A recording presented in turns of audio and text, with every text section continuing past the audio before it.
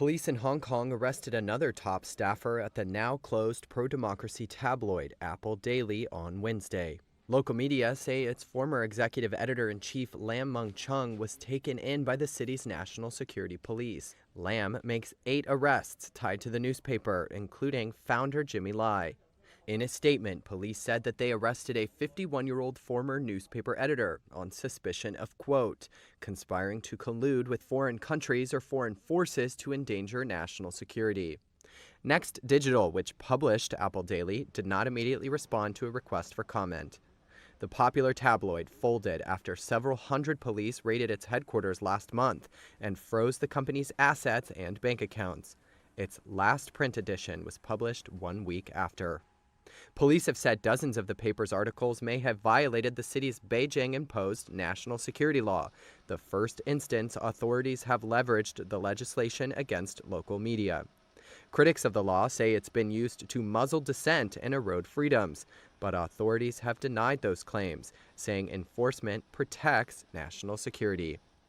Welcome back to another episode of your Digit Hustle News. I'm Wade Teamer. One thing that I am always talking about on this channel, constantly trying to get it to you guys, is it was never about the art. It was never about the art when it came to NFTs. All right. What we're dealing with here is IP protection, property rights. Okay. Essentially, next generation copyrights, trademarks, titles, tags, whatever you want to call them. Now, I have found a story that specifically shows you exactly what I'm talking about, courtesy of the South China Post. The headline goes, Hong Kong South China Morning Post are going to be making NFTs and they'll use them to preserve their history. All right. Now, this is important. So stay with me. The SCMP released its Artifact Light Paper, a project that is designed to advocate a standardized metadata structure for recording accounts of history and historical assets on blockchain as non-fungible tokens. Okay, notice what they said there. They're going to be creating a standardized metadata structure for recording accounts of history and historical assets. Now, on the surface, you can say that, yeah, they're putting all of their old episodes in the form of NFTs on the blockchain. They're digitizing their old episodes. That's surface level thinking. If you go beneath the surface, what this illustrates is that they're not only tokenizing, digitizing historical videos, old episodes, but they're talking about artifacts, digitized versions of historical Chinese monuments, figures, documents, paintings. That's where this is going. Now, continuing, the news outlet owned by Chinese e-commerce giant Alibaba plans to mint a collection of NFTs from its 118-year-old archives of historical moments and aims to create a greater value from its first draft of history. The organization did not specify which blockchain or platforms would create the NFT. However, one of the most notable NFT platforms from that specific market is Sandbox. And the story goes on to mention Sandbox in a strategic partnership that they made with the South China Morning Post that will utilizes the new outlet's extensive gallery of visuals for cultural experiences within the Sandbox gaming metaverse. So, if Sandbox has already landed the partnership, they're offering them the digitization technology, the NFT technology.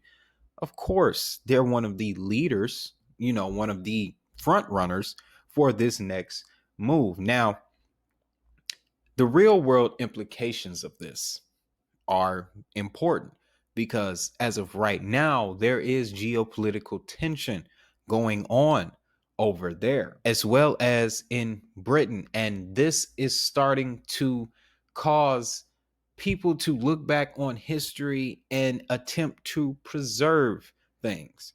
Okay, monuments, documents, books, images, video, all of that stuff is going to now be processed. It's going to look a lot like, and I'm going to nerd out here for a second, but it's going to look a lot like the Jedi Temple.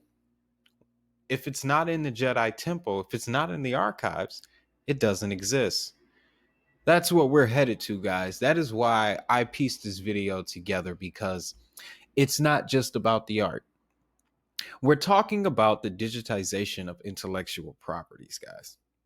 Copyrights, old licenses from 100 years ago, having the ownership taken and adopted by an institution, a company, a media outlet, whatever. They're now digitizing it and taking ownership of it.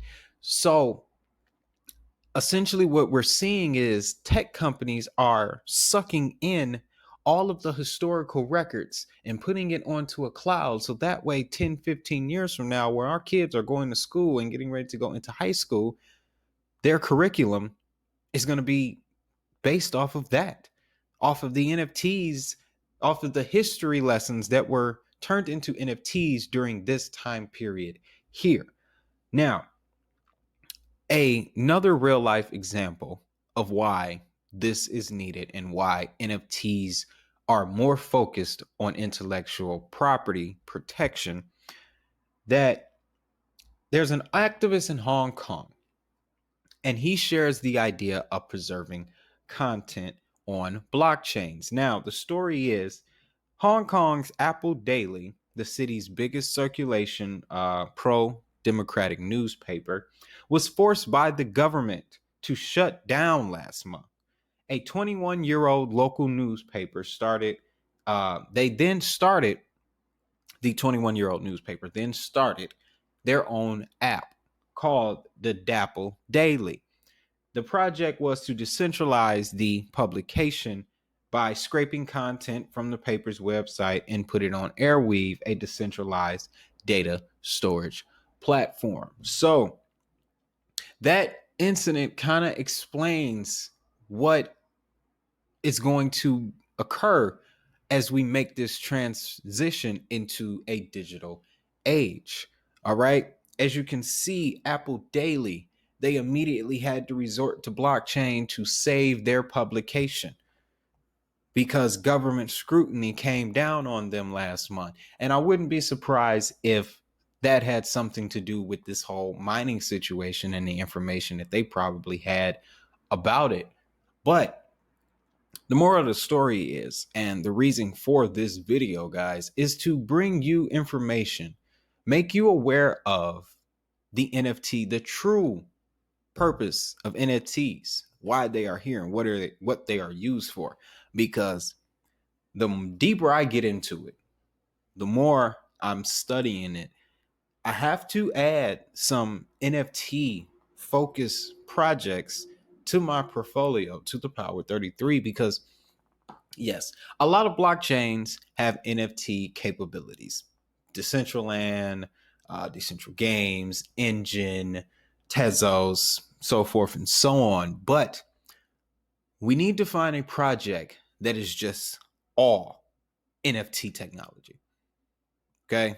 Strictly NFT technology. And we need to find a project that is enterprise NFT, if you will, meaning that they take their NFT technology and they partner it with Coca-Cola and Walmart and several other big box retailers or institutions. Like, that's the NFT project I want to see.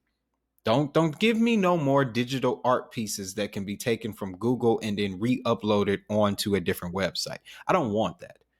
All right. I need an NFT project that shows me intellectual property protection, that is focused on tokenization of real world assets.